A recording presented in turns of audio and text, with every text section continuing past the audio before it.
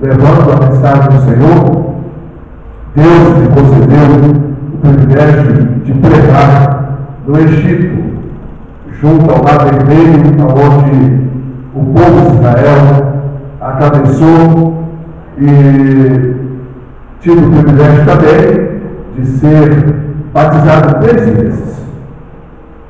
Primeiro nas águas, depois no Espírito Santo e terceiro no Rio Jordão. 3 batismos foi a minha vida. Eu louvo a Deus pelas oportunidades que Deus tem proporcionado, e eu quero pedir a igreja que esteja orando em meu favor da Patrícia, que é minha filha, e nós recebemos um convite para irmos para a Califórnia, para ver um congresso na Flórida, na Califórnia e outros estados ali nos Estados Unidos. E eu estou orando a Deus, se esta é a vontade de Deus, para que estejamos ali, naquele país, levando fogo, porque a coisa lá está muito estreita. O povo lá parece que vive no frigorífico. O fogo lá começou, mas quem manda lá agora é mamon. Mamon significa dinheiro. E não vou por dinheiro, eu vou por amor almas perdidas, como sempre tenho falado. Não vou por dinheiro, eu vou por amor almas, essa é a minha missão. Eu sou um resgatador, sou um pescador, pela misericórdia do Senhor, e Deus tem nos honrado, Deus tem nos abençoado. E muitas pessoas gostam de pregar para grandes multidões. Tem muitos pregadores que chegam dentro da porta, olharam, foi embora. Aqui não é para mim não. Mas uma coisa eu aprendi com Jesus: onde tiver 2 ou 3 reunidos em meu nome, ali estou eu no meio deles. Não sou mais de 3, sou mais de 4, sou mais de 5. Então não tem dúvida de que o noivo está aqui. Ele está aqui cortejando a sua noiva. Ele está contemplando a sua noiva. A vontade do noivo é que nós já estivéssemos com ele lá no meio da sua glória. Mas como é um Pai que decide, como ele falou, nem os anjos, nem o Filho, mas tão somente o Pai. Então Deus vai ter um tempo pré-estabelecido para vir buscar a sua noiva. E nós somos a noiva do Cordeiro. E como noiva, nós não podemos flertar com o mundo. Nós precisamos manter a nossa pureza, a nossa virgindade.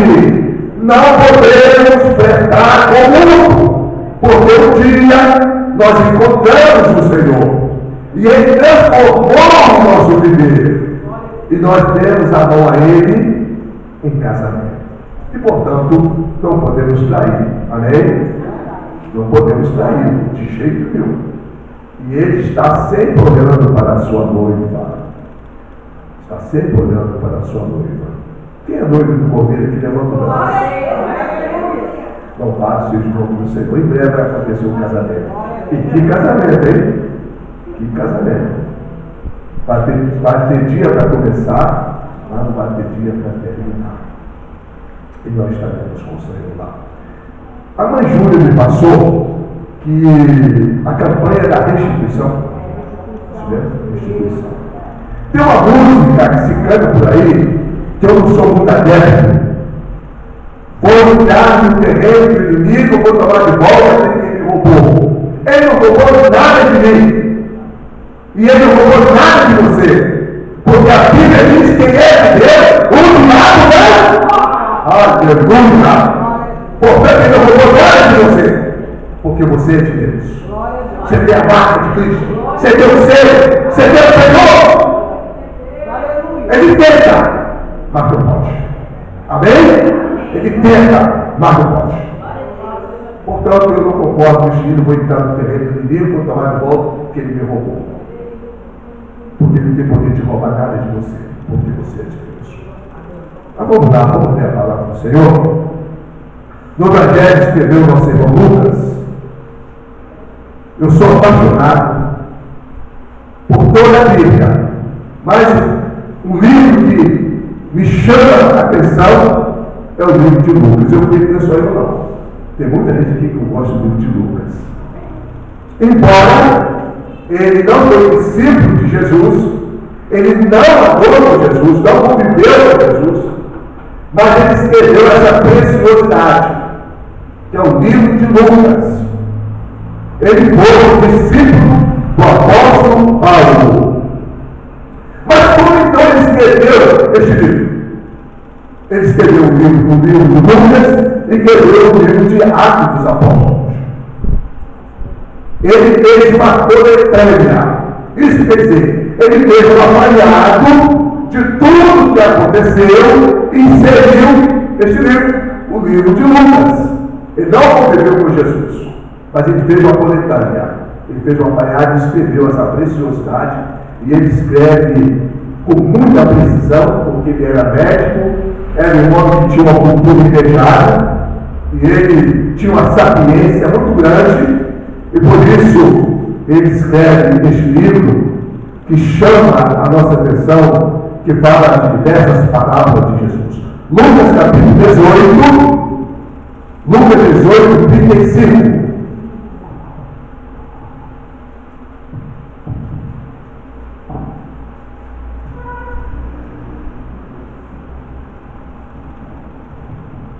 Lucas capítulo 18, verso 35. Os irmãos que acharam, digam assim: eu vou para o céu. Eu vou para o céu. E aqueles que não encontraram, digam eu também. Ninguém quer ficar de fora, né? Oh, maravilha. Diz assim o texto: aconteceu que, ao aproximar-se ele de Jericó, estava um servo assentado à beira do caminho, pedindo esmolas. E, ouvindo o tropel da multidão que passava, perguntou o que era aquilo. Anunciaram-lhe que Jesus passava, ou Jesus de Nazareno passava. Então ele clamou: Jesus, filho de Davi, tem compaixão de mim. E os que iam na frente o repreendiam para que se calasse. Ele, porém, cada vez gritava mais: filho de Davi, tem misericórdia de mim. Então parou Jesus e mandou que o pusesse. E tendo ele chegado, perguntou-lhe: que queres que eu te faça? Respondeu ele: Senhor, que eu torne a ver. Então Jesus lhe disse: recupera a tua vista, a tua fé, e imediatamente tornou a ver, e seguiu glorificando a Deus. Também todo o povo, vendo isto, não era menos do que isto, dava louvores a Deus. Senhor, muito obrigado por este momento. É um momento especial, porque aqui estamos reunidos e unidos na tua presença. Queremos, ó Pai, nesta noite pedir uma coisa: que o Senhor nos ensine a amar ao Senhor e amar o nosso próximo como a nós mesmos. Ensina-nos, ó Deus, viver uma vida de abnegação, uma vida de obediência, uma vida de temor e tremor santo ao Senhor. Abençoa nossa mente, abençoa essa campanha, Senhor, que pessoas, servos e servas do Senhor, venham ser beneficiados pela graça e a misericórdia do Senhor.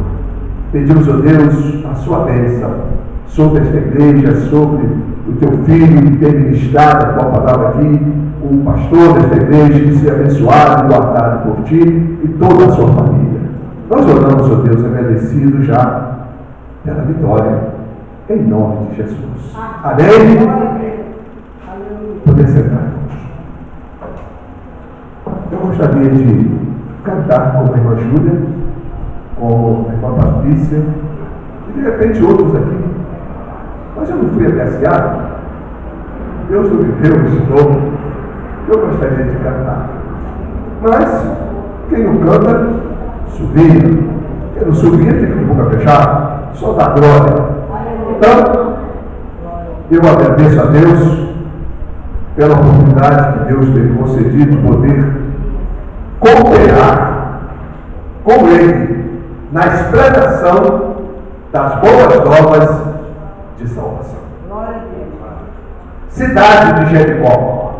Eu estive lá, na cidade de Jericó. À sua direita fica as palmeiras. Certamente, aonde estava este homem, assentado, esperando que alguém lhe desse alguma coisa. Eu fui observando que este homem, ele sofria de uma deficiência visual. Ele sofria de uma deficiência visual. Mas a Bíblia também nos dá conta que este homem, agora, ele possuía a sua visão. Ele não nasceu assim. A circunstância da vida, a Bíblia não se preocupa com esse detalhe. Quantos anos ele tinha? Se era glaucoma, se era catarata, a Bíblia só especifica que ele era um homem cego. Era um homem cego. E ele já tinha uma vaga cativa. Já tinha uma vaga cativa ali na cidade de Jericó, hoje totalmente recuperada, mas você pode ver a cidade antiga que foi destruída por Deus, por Josué, ainda está lá. Você passa em teleférico por cima, você olha para baixo, lá está a cidade antiga. Hoje está uma cidade totalmente nova, estrada, enfim, e outras coisas. Então a Bíblia nos diz que aconteceu. Aconteceu o que aconteceu? Aconteceu que ao aproximar-se ele de Jericó, ele quem? Me ajuda aí, ele quem? Jesus está no céu assentado numa poltrona confortável, esperando alguém que passasse para que lhe desse alguma coisa. A Bíblia nos diz que ele estava assentado à beira do caminho. E o que acontece com quem vive sentado à beira do caminho? O que acontece com ele? Ele é xingado, ele é maltratado. E além disso, ele respira esse oxigênio tão terrível que é uma previsão para que alguns anos quantas pessoas vão morrer, porque este ar que nós respiramos está completamente contaminado. E quem fica à beira da estrada, esse gás carbônico que sai do ar, é o que ele respira. E aquele homem estava sentado à beira do caminho. Naquela época não havia transporte como hoje. As pessoas andavam em cima do jumento, ou a cavalo, ou em cima de um camelo. Mas só que naquela época, quem possuía o camelo era o preço hoje modernidade, porque o camelo era muito caro. E portanto não era todo mundo que andava de camelo. As pessoas andavam a pé. E Jesus foi um deles. Jesus andava a pé. os seus pés empoeirados, o seu rosto queimado pelo sol, o cabelo queimado pelo sol. Mas Jesus estava sempre em movimento. Jesus não parava de chegar ao templo e os discípulos dizer para ele: mestre, come pão. Ele disse: eu tenho uma comida para comer. E eles disseram: porventura alguém lhe trouxe alguma coisa de comer? E qual foi a resposta dele? A minha comida é fazer a vontade daquele que me enviou. É fazer a vontade de Deus. Glória a Deus. Nós estamos aqui fazendo a vontade de Deus. Não é a vontade do homem, não é a vontade do pastor. Estamos aqui porque nós temos um compromisso com Deus. De orar por essa nação que está terrivelmente contaminada. Alguém colocou no Face o Rio de Janeiro é de Jesus. Eu coloquei: discordo. Discordo. Por que eu discordo? Você vê as matérias nos jornais? Você vê na televisão? Eu pergunto: o Rio de Janeiro é de Jesus? É de Jesus? Se for de Jesus, essas coisas não teriam acontecido. Não estaria assassinado à luz do dia. Você vê na televisão crimes bárbaros. O Rio de Janeiro não é de Jesus. Por quê? Quem é de Jesus? Quem é de Jesus? Somos nós que é cristãos. Porventura, fazemos mal alguém, matamos alguém, furtamos alguém. Não, nós somos de Jesus. Mas o Rio de Janeiro, o Brasil, não é de Jesus. E a Bíblia diz no livro de Salmo: feliz a nação cujo Deus é o Senhor. É o Senhor do nosso país? Não, é a pretinha. É a pretinha. É uma senhora do Brasil. Que é ela? É a Cidinha. Ela que é a senhora do Brasil. Sim ou não? Eu estou mentindo? Ela é a padroeira do Brasil. Então essa nação não é do Senhor. Está mesclado, está misturado. Deus, quando olha do céu para a terra, ele vê pequenas luzes brilhando em densas trevas. Quem são essas luzes? São as Júlias, são as Marias, as Antônias, os Manuéis, que estão brilhando na terra. A cobra deu uma corrida no pirilão. Alguém sabe o que é pirilão? Alguém sabe o que é pirilão? Pirilão é o vagalume. Aquele que a luz vai em cima.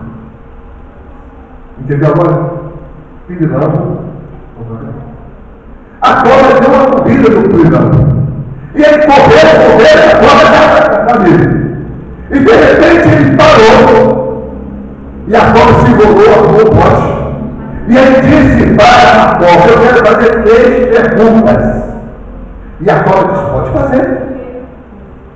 Ele começou: eu faço parte do seu cardápio? Ela disse: não. Porventura eu te fiz mal? Ela disse: não. E ele disse: por que você me persegue por ele? Ela disse: eu tenho inveja de você porque você dormia. Entendeu o mistério? O diabo tem inveja de você porque você brilha. Você é luz. Jesus disse: vós sois a luz do mundo. E é através da minha vida, da sua vida, que as pessoas veem Jesus. Amém? Quando as pessoas olham para nós, elas veem o semblante de Cristo. Porque nós nos parecemos com Jesus. Jesus transformou o meu viver, o nosso viver. Caminhando um pouco mais. Ele estava sentado à mesa ali, pedindo esmolas. E eu vi que o barulho não era costume ouvir tanta gente passar por aquela estrada de Jericó. Algo chamou a atenção dele. Eram muitas vozes. E ele ficou confundido. E ele pergunta: o que está acontecendo? E alguém vira para ele e diz: Jesus de Nazaré, ou Jesus o Nazareno, está passando. Jesus não está passando por aqui. Jesus está aqui. Aleluia. Porque você está aqui. Eu estou aqui. Depois que saímos daqui, essa porta é fechada. Jesus não está mais aqui. Porque ele não se limita entre quatro paredes. Ele não habita em cada vez por humana. Ele habita dentro de cada um de nós. Será que você pode dizer amém? O Senhor habita dentro de você. O reino de Deus está dentro de você. O reino de Deus não é com aparência exterior, mas com aparência interior. O reino de Deus está dentro de nós. Louvado seja o nome do Senhor. E alguém me disse: Jesus ou Nazaré? Então ele clamou: Jesus, filho de Davi. Jesus era conhecido como filho de Davi, porque ele pertencia à tribo de Davi. E era ele que ia sentar no trono, vai sentar no trono que Davi se assentou. Jesus, filho de Davi.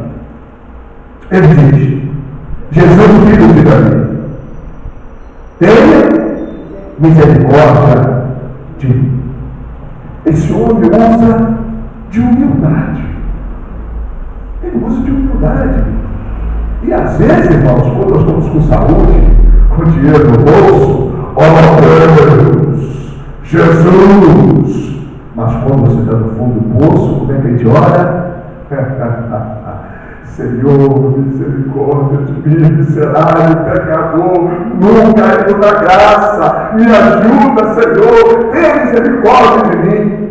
A nossa oração muda, porque nós sabemos que estamos no fundo do poço, mas sempre estamos em cima, estamos embaixo, ore da mesma maneira, com espírito de humildade e de mansidão, porque Deus oração e responde a petição. Mateus 11, 28. Jesus nos dá um grande exemplo. Mateus 11, 28. Ele diz: aprendei de mim, que sou manso e humilde de coração. E tem muita gente que está batendo o peito, acha que é o medalhão, simplesmente pelo fato de pregar nos Gedeões. Acho que ele é o tal. Não é ninguém, nós não somos ninguém. Somos poeira, somos menos de nada, não somos nada. Mas na mão do Senhor nós somos príncipes e princesas. Oh, aleluias. Somos príncipes e princesas na mão do Senhor. E ele clamou: Jesus, filho de Davi, tenha compaixão de mim. E os que iam na frente o repreendiam para que se calasse. Ele, porém, cada vez gritava mais: filho de Davi, tem misericórdia de mim. Às vezes, irmãos, Deus está ciente da sua necessidade. Deus está ciente da sua necessidade. Mas você tem que fazer uma coisa que Jesus ensinou: pedir. Então nós temos que pedir. Ele já sabe, mas você tem que pedir. Porque você está provando para o Senhor que você está necessitando da misericórdia dele, e que você está abrindo a sua boca e dizendo: Senhor, está doendo aqui, eu preciso da cura. E o Espírito Santo de Deus está com você, ele realiza o grande milagre. É o Espírito Santo de Deus que cura. Ele é o próprio Deus. Jesus subiu e desceu. E ele está fazendo bem algo que Jesus fazia. Ele está convencendo o homem do pecado, justiça e do juízo. Ele cura as nossas dores. Mas é preciso que clamamos. Clama-me, responde-te, e anunciar-te coisas grandes e firmes que não conheces. Jeremias 29, 13. Buscar-me eles e me acharei.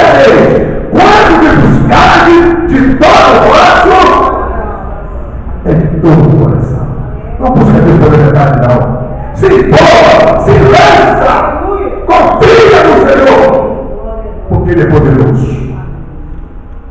Ele é poderoso. Vou dar uma corrida aqui, porque são 9h15. E Jesus mandou que o trouxesse. Mandou que o trouxesse. Interessante, porque às vezes nós precisamos chamar a atenção de Deus. E como é que nós chamamos a atenção de Deus? Deus! Deus! É assim? É gritando? Nós chamamos a atenção de Deus quando nós dobramos o nosso joelho e levantamos a nossa mão para o céu.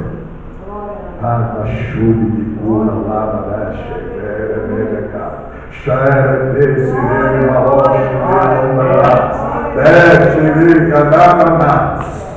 O Senhor sabe a necessidade de cada um que aqui está. Você não precisa mais, porque Ele sabe. Ele é Deus onisciente, onipresente, onipotente. Entregue teu caminho ao Senhor e confia nele. Porque mais Ele fará. Ele é o Todo-Poderoso. Para Deus não existe distância, não existe limite. Ele é o Deus universal. Ele está presente em todo lugar. Então Jesus mandou que ele trouxesse. E trouxeram ele até a presença de Jesus. E Jesus pergunta a ele: que queres que te faça? Que boa pergunta! Que queres que eu te faça? Fica quieto aí, celular. Eu vou te dar confiança. Que queres? A cabeça está tocando o roubo. Que queres que eu te faça? Jesus está perguntando esta noite para você: o que é que você veio fazer aqui? E o que é que você quer que ele faça por você? Abre a tua boca e confere para ele qual é a sua prioridade esta noite. Qual é a prioridade esta noite? Às vezes, nós pedimos tantas coisas, mas nós precisamos priorizar. Isso significa: peça uma coisa só. Qual é a sua necessidade hoje? Compra. Então não pensa outra coisa não. Pensa a cura. Senhor, eu estou precisando de uma cura urgente. E Deus vai entrar com providência. Ele vai entrar com providência. Jesus perguntou: o que quer que eu faça? Respondeu ele: Senhor, que eu torne a ver. Ele foi o objetivo. Ele não disse: ah, Senhor, eu quero uma casa, eu quero que o Senhor me dê condições para me sobreviver. Ele disse: não, Senhor, é que eu possa ver. Qual é a prioridade, certo? Ver. É ver. Ele foi o objetivo. É ver. E Jesus disse: remodelar está à tua vista. O que levou a Cristiano a receber a bênção? O que levou a Cristiano a receber a bênção? A tua fé resolveu? Se você crer esta noite, nesta palavra, lá chega, tu vai receber a tua vitória esta noite. Mas é preciso que você creia. Confie, Senhor. Filipenses 4:13. Posso todas as coisas daquele que Deus nos abençoe.